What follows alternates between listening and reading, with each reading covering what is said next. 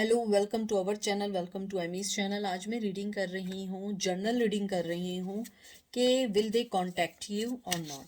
ठीक है, कांटेक्ट में मेल भी हो सकती है, मैसेज हो सकता है, फ़ोन भी हो सकता है, जो भी यानी आपको लगे कि किस वे में वो आपको कांटेक्ट कर सकते हैं, तो कुछ भी हो सकता है। और यहाँ पे ये जर्नल रीडिंग है, पिका कार्ड रीडिंग नहीं है। एवरीडे विश टैरो से मैं टैरो निकालूंगी और उसके बाद मैं मूनोलॉजी से एंजल के मैसेजेस निकालूंगी कि अगर वो मिलेंगे तो कब तक मिलने के चांस हैं। ठीक है, तो चलते हैं और देखते हैं कि आपके क्या मैसेजेस आते हैं। आई होप आप लोग सब ठीक होंगे, सारी चीज़ें आपकी सही चल रही होंगी, हर चीज़ जैसा आप चाह रहे हैं वैसे ही हो रही होगी। लाइफ में अप्स एंड डाउन्स तो चलते ही रहते हैं, हर चीज़ किसी के मुताबिक नहीं होती। और प्लीज़ अगर आप लोग सेंसिटिव हों तो आप मत देखिएगा, हर मैसेज आपके लिए नहीं है, हर मैसेज आपको रिप्रेजेंट नहीं कर सकता है, क्योंकि जनरल रीडिंग है। बहुत सारे लोग मुझसे पूछते हैं जनरल रीडिंग के लिए, सॉरी पर्सनल रीडिंग के लिए। मैं पर्सनल रीडिंग नहीं करती हूँ, I have my own issues. और अगर नहीं है तो आप लोग मेरी ओल्ड वीडियो है कि एमी रीडिंग्स क्यों नहीं करती है, आई थिंक 6-7 महीने पहले मैंने उस बारे में पूरी एक वीडियो भी बनाई थी, आप वो जाके देख सकते हैं। तो चलते हैं कि आपका पर्सन जो है वो आपसे कांटेक्ट करेगा, नहीं करेगा, और अगर करेगा कब तक करेगा।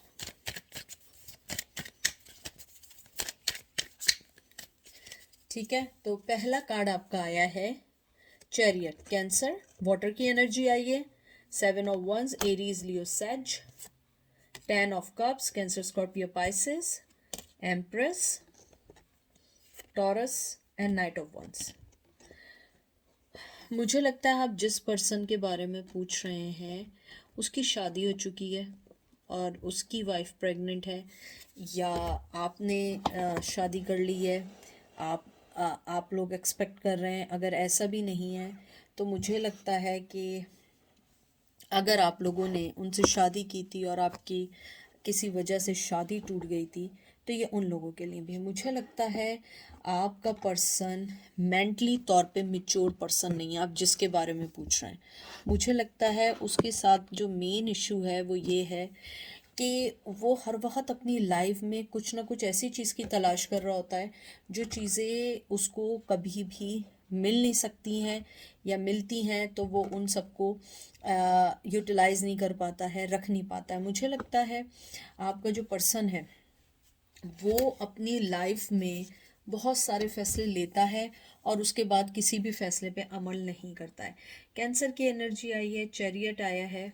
मुझे लगता है कि आप लोगों ने उनकी इसी चीज़ को सोचते हुए अपनी लाइफ के बहुत सारे फैसले किए, अपनी लाइफ में आप लोग निकलते चले गए और अपनी लाइफ में आप लोगों ने हर चीज़ को एक मकाम दे दिया या एक जगह दे दी। क्योंकि चैरियट जो है ये कार्ड है, कहते हैं ना, ये कार्ड है कि मूव ऑन होने का है।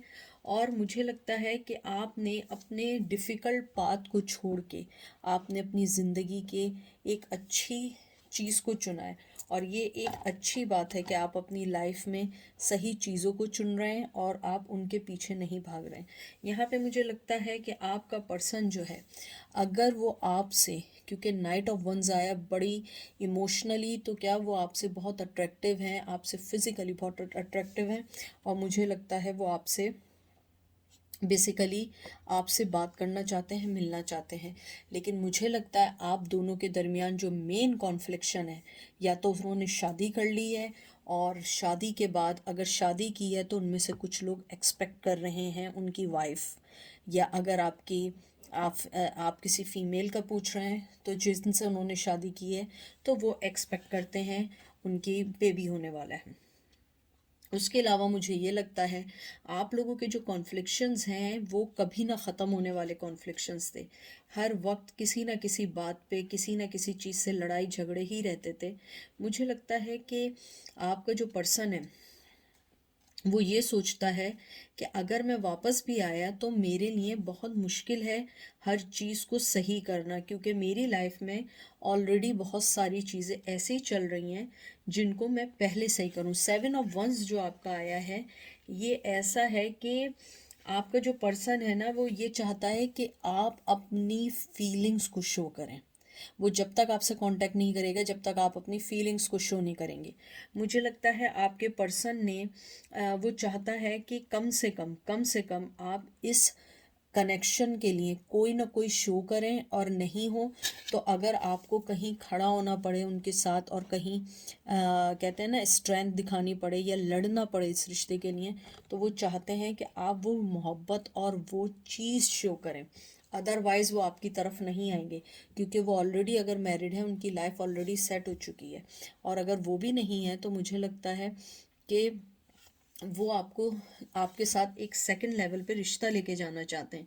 मुझे लगता है कि जो आपका पर्सन है उसके लिए बहुत टफ फाइट है ये, बहुत टफ फाइट है, क्योंकि उसने जब आपको छोड़ा था उस टाइम तो हर चीज़ बिल्कुल सही चल रही थी, अपने वे में चल रही थी। लेकिन जब आपको छोड़ा तो उन्होंने या तो शादी कर ली या घर वालों के कहने पे कुछ कर लिया, इसलिए अब उनके लिए बहुत मुश्किल है, क्योंकि उनकी लाइफ में फैमिली बन चुकी है, बच्चे हो चुके हैं और उनके लिए बहुत मुश्किल है। लेकिन ये मत समझिएगा कि आप उनकी लाइफ का हिस्सा नहीं है, नहीं, मुझे यहाँ पे बहुत स्ट्रांगली आया है कि आप उनकी लाइफ का हिस्सा हैं, बहुत इम्पॉर्टेंट हिस्सा है। चाहे उनके पास पावर आ जाए, वेल्थ आ जाए, रेदर कोई भी चीज़ आ जाए, लेकिन वो चीज़ आपको सब्स्टिट्यूट नहीं कर सकती किसी भी वे में। मुझे लगता है आपका पर्सन जो है वो अपने आप को बहुत अकेला फील करता है जब वो लोगों में भी हो। मुझे लगता है आपका पर्सन आपको बहुत बहुत ज़्यादा इस चीज़ में मिस करता है, क्योंकि उसे लगता है कि जो आपका कनेक्शन है वो कनेक्शन उन्हें कहीं नहीं मिल सकता है। मैंने पता नहीं शुरू में मुझे याद नहीं मैंने स्टार्स बताए या नहीं, यहाँ कैंसर है, यहाँ एरीज लियो सेज है, यहाँ कैंसर स्कॉर्पियो पाइसेस है, यहाँ टॉरस है और यहाँ भी एरीज लियो सेज है।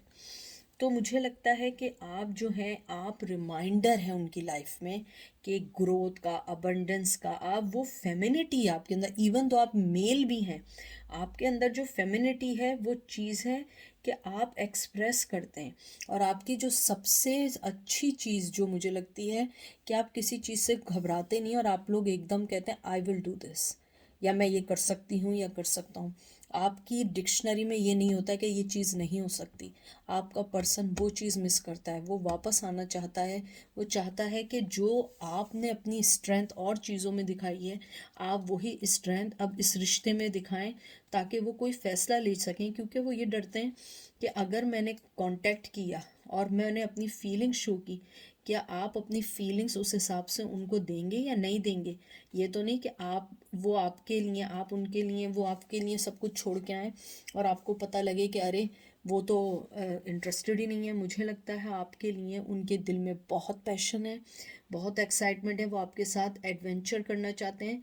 और मुझे एक बहुत स्ट्रॉन्ग मैसेज आया है, शायद आपके पार्टनर ने कभी आपको बोला हो कि वो आपके साथ अपने आप को बहुत स्ट्रॉन्ग फील करते हैं। इवन आप उनकी लाइफ में भी ना हो, वो आपको अपने साथ एक स्ट्रॉन्ग फील करते हैं।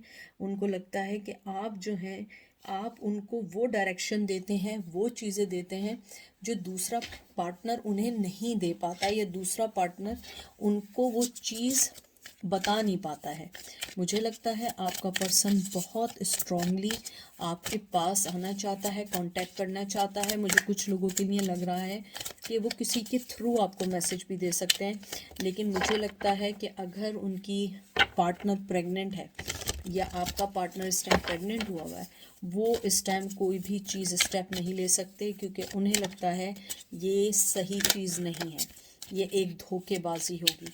तो मुझे लगता है आपका जो पार्टनर है जिसके बारे में भी पूछ रहे हैं, वो आपसे कांटेक्ट करना चाहता है।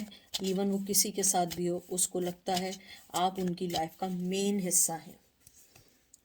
5 of Wands, Aries, Leo, Sag, 8 of Cups, Cancer, Scorpio, Pisces, 5 of Cups, Cancer, Scorpio, Pisces and sun. जो मैंने बात आपको कही थी एग्जैक्टली वही बात है, एग्जैक्टली वही बात है।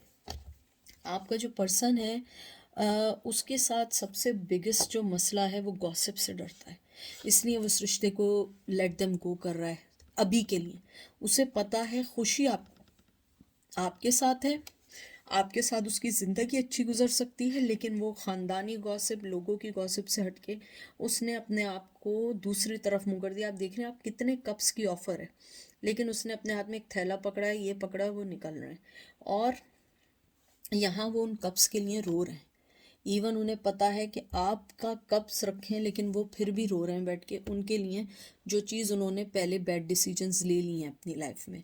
उन्हें लगता है कि अभी इस रिश्ते को पॉज कर देना चाहिए। टावर कार्ड नहीं आया है, लेकिन मुझे स्ट्रांगली लगता है आपका पर्सन सोचता है कि इस रिश्ते को थोड़ा सा पॉज कर देना चाहिए, क्योंकि उन्हें लगता है कि आप उनकी डिवाइन फेमिनन है या डिवाइन मैस्कुलिन है, तो वो उस चीज़ को अभी अप्लाई नहीं करना चाहते हैं। वो जब तक ये अप्लाई नहीं करना चाहते हैं, जब तक वो अपनी चीज़ों को सेटल डाउन ना कर दें, क्योंकि उन्हें लगता है कि आप उनकी एक अल्टीमेट विश हैं, आप उनकी ज़िंदगी की बहुत इम्पॉर्टेंट ख्वाहिश हैं जिसको उन्होंने खो दिया है। और मैं एक और बात बता दूं, अगर आप सोच रहे हैं कि वो कांटेक्ट करेंगे, नहीं, मुझे लगता है एटलीस्ट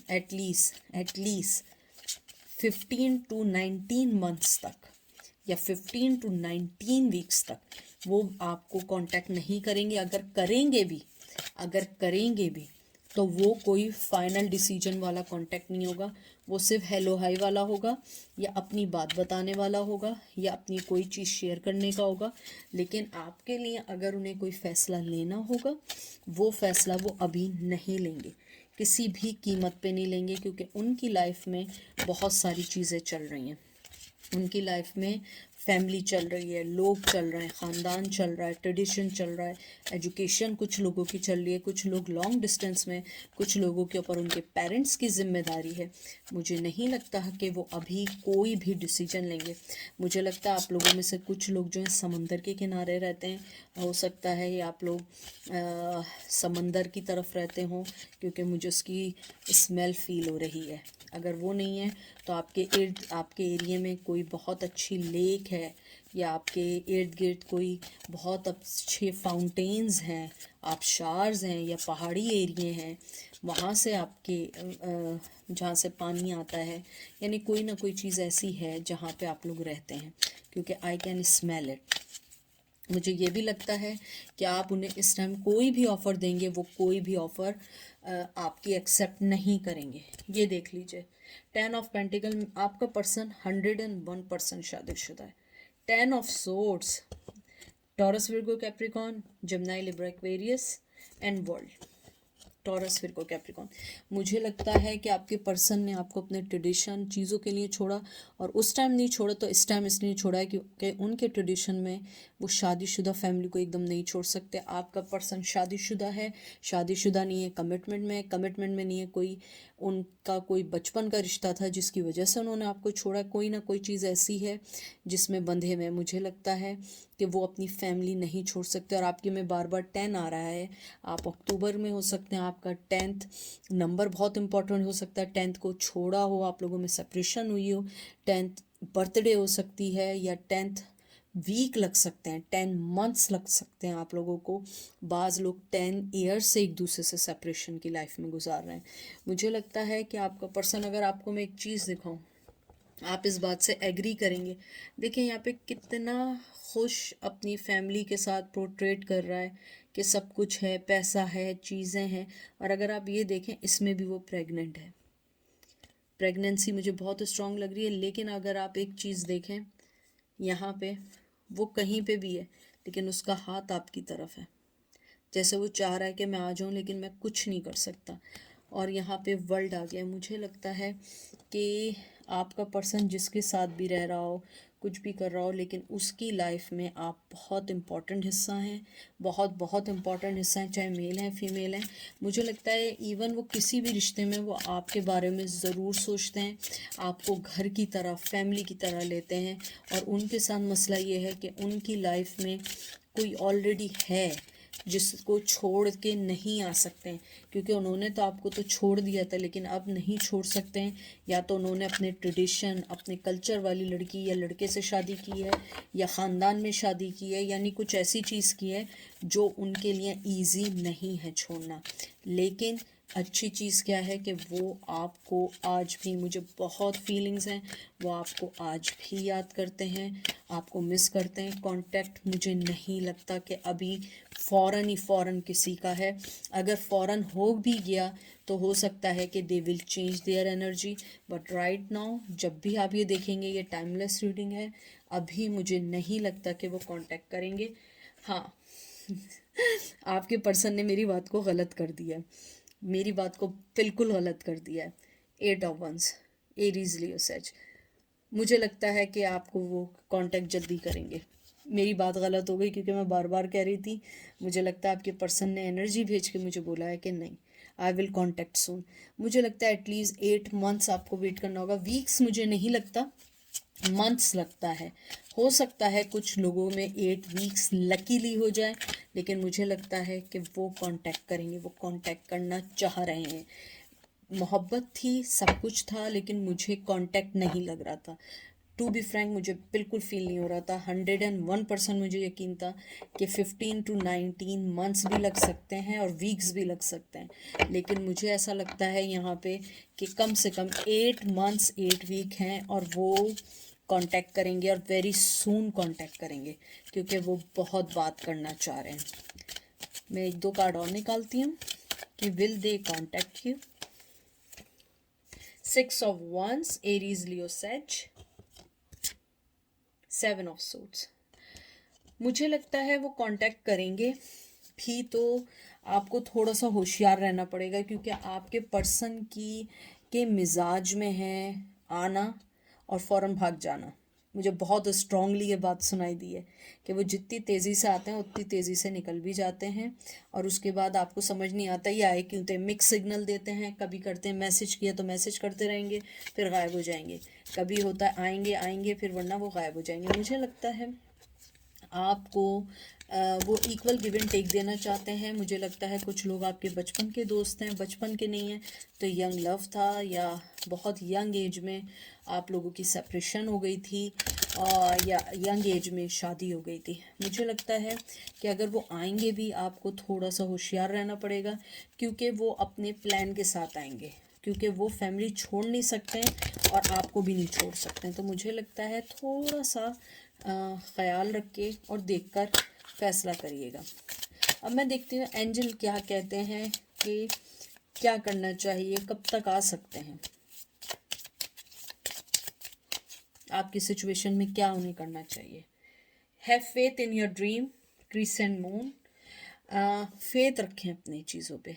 एंजल आपको कहते हैं आप फेथ रखें, वो ज़रूर आएंगे, लेकिन अभी वो वक्त नहीं है। एरीज, अ फेवरी क्लाइमेक्स अप्रोच, कुछ लोगों के लिए एरीज में आ सकते हैं, मार्च में आ सकते हैं। Step out of your comfort zone.